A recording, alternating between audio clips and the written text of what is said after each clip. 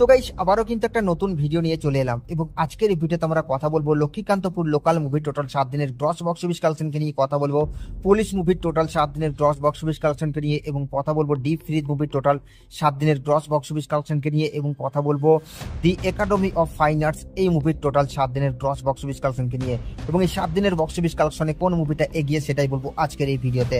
তো hey guys, welcome back to my channel. আমি আছি আপনাদের সঙ্গে মিঠুন আর আপনি দেখছেন আমার ইউটিউব চ্যানেল এমবি স্টুডিও। তো ভিডিওটা আপনাদের জন্য অনেক ইন্টারেস্টিং হতে চলেছে, তাই ভিডিওটাকে শুরু থেকে নিয়ে শেষ পর্যন্ত কন্টিনিউ করবেন এবং আপনি যদি আমার চ্যানেলে ফার্স্ট টাইম হয়ে থাকেন তো প্লিজ চ্যানেলটাকে সাবস্ক্রাইব করে ভিডিওতে একটা লাইক করে দেবেন। তো চলুন ভিডিওটি শুরু করা যাক। তো গাইস ফার্স্ট আমরা যে মুভিটাকে নিয়ে কথা বলবো সেটা হচ্ছে লক্ষ্মীকান্তপুর লোকাল এই মুভিটাকে নিয়ে। তো গাইস এই মুভিতে অভিনয় করছেন কৌশিক গাঙ্গুলি, ঋতুপর্ণা সেনগুপ্ত, পাওলি দাম, ইন্দ্রনীল সেনগুপ্ত, সঙ্গীতা সিনহা, জন ভট্টাচার্য, আরো বেশ কয়েকটা কিন্তু বড় বড় অভিনেতা অভিনেত্রীরা এই মুভিতে রয়েছেন। তাছাড়া এই মুভিটাকে ডিরেক্ট করেছেন রামকমল মুখার্জি। তো আপনারা জানেন রামকমল মুখার্জি যে বিনোদিনী মুভিটাকে ডিরেক্ট করেছিল। তো ভাই কি বলবো, মুভিটার গল্প সত্যি আলাদা লেভেলের, দুর্দান্ত লেভেলের মুভিটা হয়েছে এবং দর্শকদের কিন্তু মুভিটাকে ভালো পছন্দ হয়েছে। তাছাড়া মুভিটার যে রেটিং সেটাও কিন্তু মারাত্মক লেভেলের। এখনো পর্যন্ত মুভিটা আউট অফ 10 কি বলবো 8.9 রেটিং আছে, মানে বুঝতেই পারছেন মুভিটার রেসপন্স কি লেভেলের আছে। তো যাই হোক, এখন আমরা কথা বলবো যে এই মুভিটা তার অলরেডি 7 দিন কমপ্লিট করে ফেলেছে। তো ডে 7-এ এসে মুভিটা কত টাকা আয় করলো। তো গাইস এই মুভিটা তার ডে 7-এ এসে বক্স অফিস কালেকশন করছে 2 লক্ষ টাকার মতো এবং টোটাল 7 দিনে মুভিটা গ্রস বক্স অফিস কালেকশন করেছে 47 লক্ষ টাকা। তো গাইস এই মুভিটার বক্স অফিস কালেকশন নিয়ে আপনাদের কি মতামত নিচের কমেন্টে অবশ্যই জানাবেন। তো গাইস সেকেন্ড আমরা যে মুভিটাকে নিয়ে কথা বলবো সেটা হচ্ছে পুলিশ মুভিটাকে নিয়ে। তো গাইস আপনাদেরকে জানিয়ে দিই এই পুলিশ মুভিতে অভিনয় করেছেন টোটো রায়চৌধুরী, বিশ্বরূপ বিশ্বাস, শুভ্রজিৎ দত্ত, আর কে সিং, আরও বেশ কয়েকটা কিন্তু বড় বড় অভিনেতা রয়েছে এবং এই মুভিতেও কিন্তু স্টার কাস্টের একটা বিরাট বড় চমক রয়েছে। তাছাড়া এই মুভিটাকে ডিরেক্ট করছেন রাজা চন্দ। আমরা জানি রাজা চন্দ মানে একটা আলাদা লেভেলের। যখন আমরা দেবদার জিদ্দার সিনেমা দেখতাম সেখানে রাজা চন্দ্র যে ডিরেকশন সেটা সত্যি আলাদা লেভেলের এবং বহুদিন পর কিন্তু আবারও কমার্শিয়াল এলিমেন্ট রেখে কিন্তু রাজাদা কামব্যাক করেছে এবং সেখানে টোটো রায়চৌধুরী অভিনয় করেছে। ভাই সত্যি এক কথায় বলতে গেলে মুভিটাকে একদম মাস সপ্তাহে বানানো হয়েছে এবং এই মুভিটার বাজেট কম থাকার কারণে মুভিটাকে যেভাবে প্রেজেন্টেশন করা হচ্ছে সেটাকে কিন্তু প্রশংসা করতেই হবে।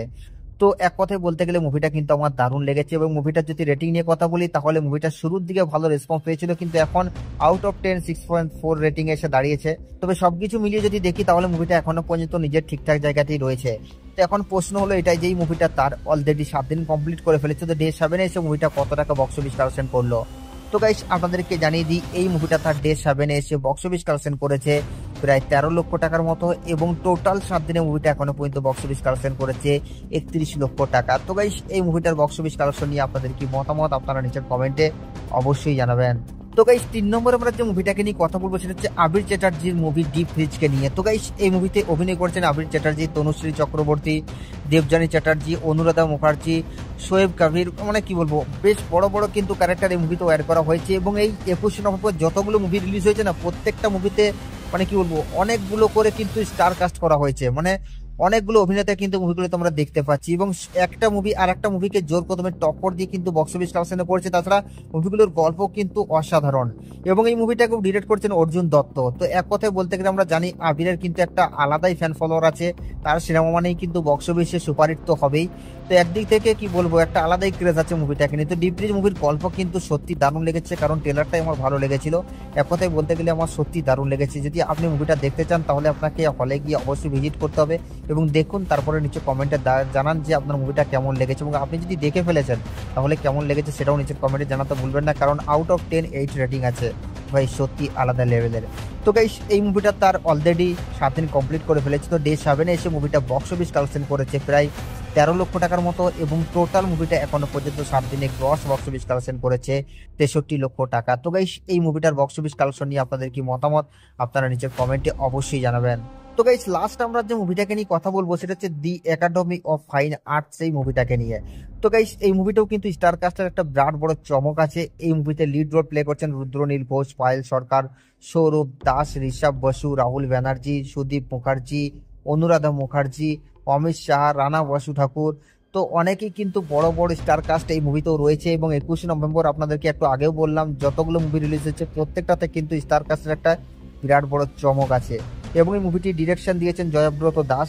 তো এক কথায় বলতে গেলে মুভির গল্প কিন্তু ভাই মারাত্মক লেভেলের, আমাকে কিন্তু দারুণ লেগেছে এবং এই মুভিটা অলরেডি এ সার্টিফিকেট পেয়েছে তো যারা 18+ তারা অলরেডি মুভিটা দেখতে পারেন। তাছাড়া যাদের হার্ট দুর্বল তারা এই মুভিটা দেখবেন না, কারণ ভাই কি বলবো, মুভিটাকে যে লেভেলের প্রেজেন্টেশন দিয়েছে মারাত্মক লেভেলের, ভাই আগুন লাগিয়ে দিয়েছে।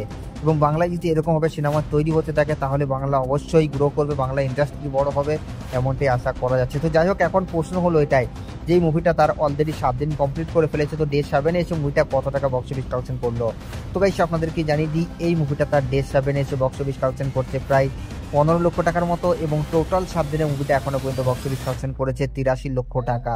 তো গাইস এই মুভিটার বক্স অফিস কালেকশন নিয়ে আপনাদের কি মতামত, নিজের কমেন্টে অবশ্যই জানাবেন, এবং এই 4টা মুভির বক্স অফিস কালেকশনে আপনি কোন মুভিটাকে এগিয়ে রাখছেন সেটাও নিচের কমেন্টে জানাতে ভুলবেন না। আর এই সাবস্ক্রাইব করে দাও নেক্সট ভিডিওর জন্য।